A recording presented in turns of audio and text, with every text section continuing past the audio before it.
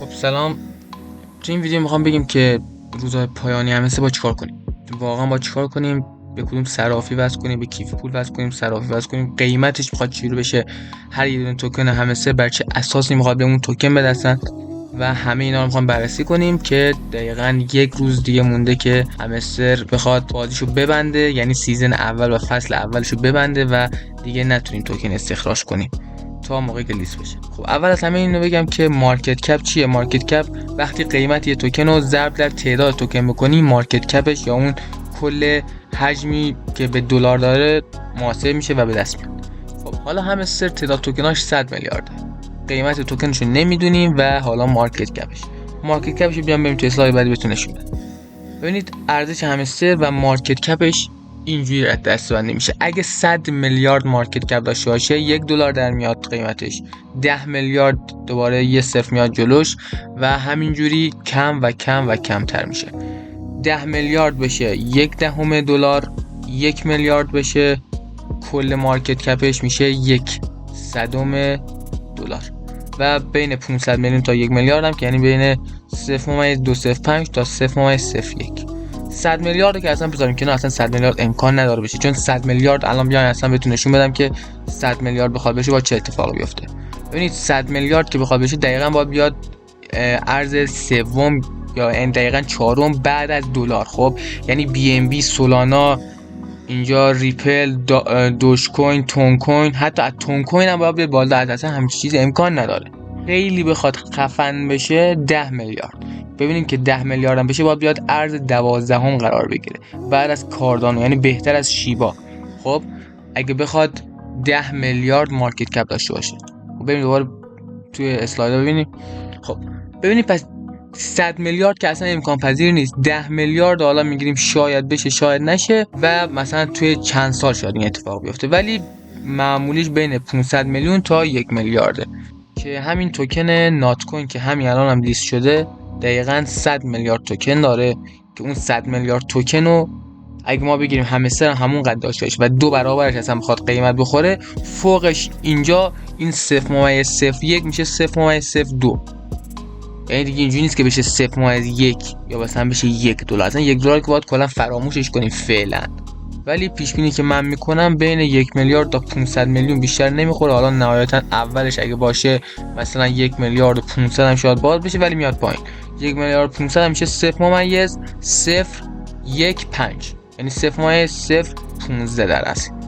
این قیمت براش در نظر گرفته میشه و اگه بین 1 میلیارد و 500 میلیون باشه دقیقا همین قیمت هایی که میبینیم بین 0.205 و 0.01.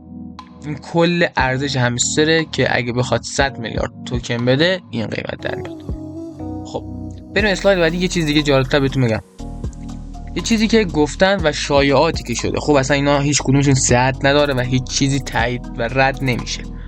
چیزی که گفتن پرافیت در ساعت هر 1000 تاش میشه 1 توکن.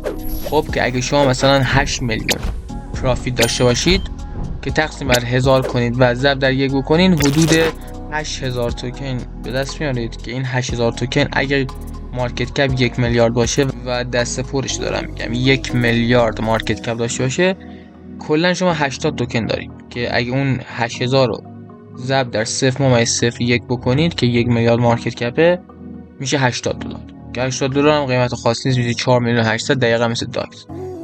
اگر تازه اون قیمت بخوره که مثلا 1 میلیارد مارکت کپ بخوره، حالا با اون همه بوق و کرنایی که کرده ما میگیم 1 میلیارد میخوره، اصلا 2 میلیارد هم میخوره. 2 میلیارد بخوره شما با 8 میلیون پرافیت، این شایعی که بوده، شما مثلا حدود $160 در میارید. یعنی نه قراره کسی میلیاردر شه نه مولتی میلیاردر شه، مگه اون افرادی که خیلی پرافیتاشون بالاه، مثلا بالای 13-14 میلیونه و کلی مثلا ادفرند اینا دارن. چون این قسمت رو نگاه کنید، هم به پرافیت و مثلا اینجا دسته‌بندی کردن اون تسکایی که گرفتین، اون دوستانی که اد کردین، اون ماموریتایی که رفتین تو تلگرام که سابسکرایب کنین و کلیدا که کلید در مرحله آخره. اینم به حروف الفا هم نیست دقیقاً اگه دقت کنید و این به نظرم همون ترتیب اولویت‌های توکنه که بخواد توکنومیکشو اینجوری بر این اساس بین کاربراش تقسیم کنه.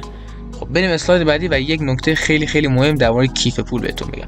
ببینید بهترین روش برداشتش به نظر من بین این دو گزینه پایین، اون ستای بالا که اصلا هیچ، مگه اینکه شما مثلا پاسپورت و ویزای خارجی داشته باشین و بتونین وریفای کنین مثلا توی بایننس و اینا که بتونین اونجا برداشت کنین، که خیلی هم بهتره اگه توی صرافه بزرگ برداشتش کنین و اونجا بتونین خرید فروش کنین. ولی برای ما اینا همه قفله و این دو مرحله پایین برام میمونه، یکی صرافی EBI و یکی بعدی هم که ولتمون. حالا من چرا اون EBI رو اومدم براتون تیک زدم و گفتم اینم یه راه خوبیه؟ به دلیل اینکه دقیقاً مثل داگز اگه بخواد همستر هم بیاد لیست شه، بلاک چین تون با خاک یکسان میشه دوباره. خب و شاید 1 هفته تا 2 هفته طول بکشه که شما فقط بتونید توکناتون استخراج کنید و بریزین به کیف پولتون و بعد بفروشیدش. و صرافی‌ها ایرانی هم که حتی اگه همستر رو لیست کنن میدونین دیگه چی جوریه، انقدر مالیات ها رو میبرن بالا که اصلا نمیذاره. مثلا تو $80 که ما به زحمت به دست آوردیم $20 فقط باید مالیات رو بره. ولی این اکسچنج EBI من یه تحقیقات ریزی ازش کردم، نه اصلا KYC میخواد، یعنی اصلا احراز هویت نمیخواد و شما میتونید راحت واردش بشین و اونجا توکناتون رو نقد کنید.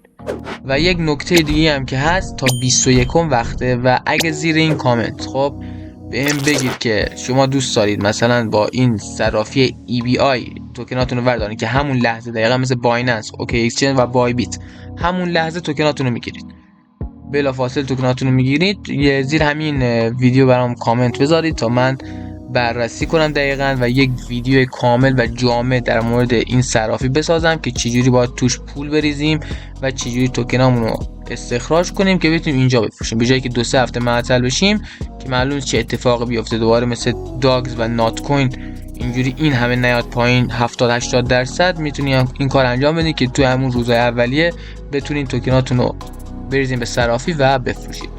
امیدوارم از این ویدیو هم خوشتون اومده باشه. تنها کمکی که میتونید بکنین اینه که فقط برای دوستاتون بفرستین، حتی اگه برای دوستاتون نمیفرستین فقط لایک پایین ویدیو رو بزنید تا این ویدیو من به بقیه افرادم پیشنهاد بشه که اشتباهاتی رو مرتکب نشن و کل زحماتشون به باد نره. علی سکیورم و خدا نگهدار.